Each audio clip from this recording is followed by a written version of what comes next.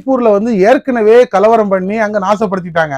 அது போதாதுன்னு சொல்லிட்டு இப்போ வந்து மார்ச் 30ஆம் தேதி ஈஸ்டர் பண்டிகை நடந்துச்சு. அந்த ஈஸ்டர் பண்டிகைக்கு வந்து அங்க உள்ள பாஜக அரசு வந்து ஒரு அறிவிப்பு அறிவிக்குது. என்ன அறிவிப்பு அப்படின்னா வந்து ஈஸ்டர் பண்டிகை அன்னைக்கு எல்லாரும் வேலைக்கு வந்தே ஆகணும். அந்த மார்ச் 30ஆம் தேதியை வந்து அரசு வேலை நாளாக அறிவிக்கிறாங்க மணிப்பூர்ல ஆளக்கூடிய பாஜக அரசு.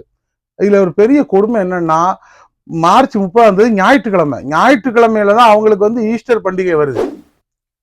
இதே மற்ற நாளா இருந்தா கூட ரைட் ஓகேன்னு ஒத்துக்கலாம். ஆனா ஞாயிற்றுக்கிழமை அந்த ஈஸ்டர் பண்டிகை வருது.